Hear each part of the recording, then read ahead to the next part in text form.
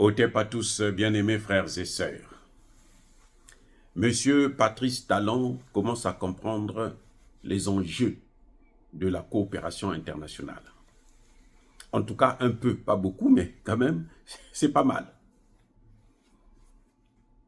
Vous savez que Patrice Talon était le grand absent du fameux sommet de la CEDEAO. Patrice Talon n'était pas là.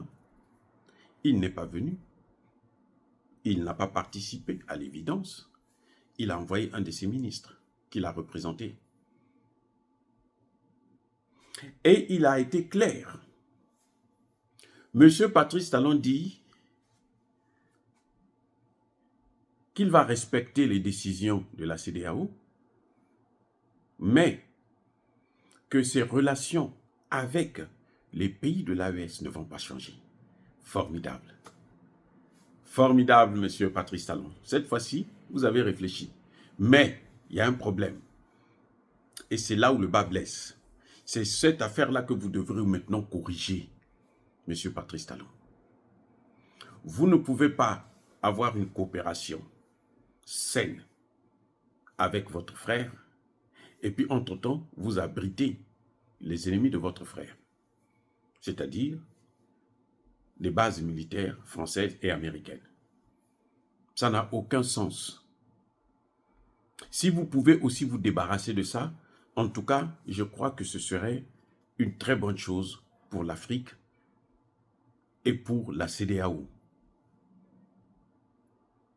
pour l'AES et pour les populations.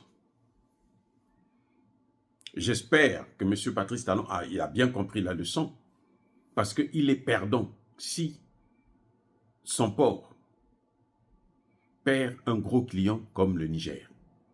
Vous savez, quand vous avez un restaurant par exemple, ou bien vous avez un magasin de vente d'habits, vous avez quelqu'un qui vient, chaque fois quand il vient, il achète 5 costumes,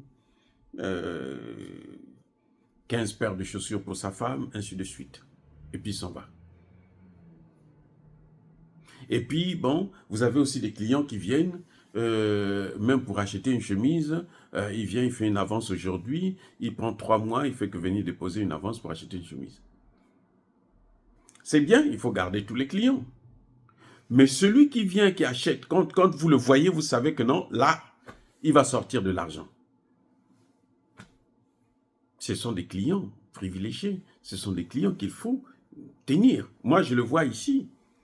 Quand tu vas dans un endroit, il y a des endroits où tu vas manger, on te voit le plus souvent, tu viens manger là-bas et tout, machin.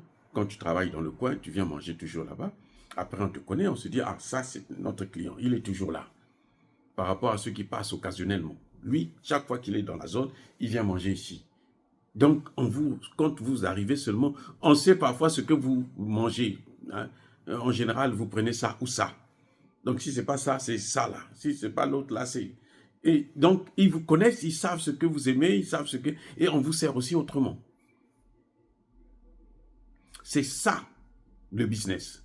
Et ce sont des règles que Patrice Talon devrait connaître mieux que moi, puisque lui, c'est un homme d'affaires. Même si c'est un homme d'affaires qui est plus ou moins corrompu, parce que beaucoup de gens se demandent comment il a pu amasser une telle richesse, être milliardaire et tout. Mais bon, ça, ce n'est pas notre problème. On sait que c'est un homme d'affaires. La moindre des choses, c'est qu'il devrait connaître ce que c'est que le business. L'erreur qu'il a commise avec les sanctions contre le Niger, ce sont des erreurs qu'on ne peut pas tolérer. Et donc, ce qui reste à Patrice Talon, c'est de se débarrasser des bases militaires occidentales. Parce que s'il continue à garder ces bases militaires, même si il veut faire la coopération, mais attendez, à un moment donné, pour la sécurité des biens des Nigériens, eh bien, on est obligé de regarder un peu ailleurs. Eh oui, on est et on sera obligé de regarder ailleurs. L'Afrique n'a plus besoin de ça. Et la solidarité africaine oblige à ce que quand l'autre, le frère, a des problèmes, il faut plutôt venir le soutenir au lieu d'aller flirter avec son ennemi parce que vous, on va vous donner quelques petits avantages qui ne servent à rien d'ailleurs, puisque vous êtes aussi dans nos collimateurs, parce que le principe des Occidentaux, c'est que quand on frappe l'un, on essaie de caresser l'autre pour qu'il oublie, pour qu'il pense que lui, il est spécial, il aura un autre traitement. Mais à la fin, lui aussi, on va l'avaler. À la fin, on finira par l'avaler. Voilà ce qui est en train de se passer. Donc, M. Patrice Talon a marqué un geste formidable, ça il faut le saluer, mais il faut qu'il aille plus loin. Le Niger ne peut pas faire des bonnes affaires avec le Bénin si le Niger est toujours en insécurité, parce que les déstabilisateurs du Niger viennent du Bénin. C'est pas possible. Ça peut pas marcher comme ça. On veut bien, et d'ailleurs, c'est ce que nous souhaitons tous en tant qu'Africains, mais il faut que chacun puisse faire sa part. Il ne faut pas passer tout son temps à toujours chercher à ouvrir la porte aux ennemis de ton frère. Tu les reçois, tu les nourris, tu les loges, ils sont bien chez toi et puis ils vont faire de l'autre côté chez ton frère. Ça n'a aucun sens parce que ça ne va pas faire évoluer l'Afrique.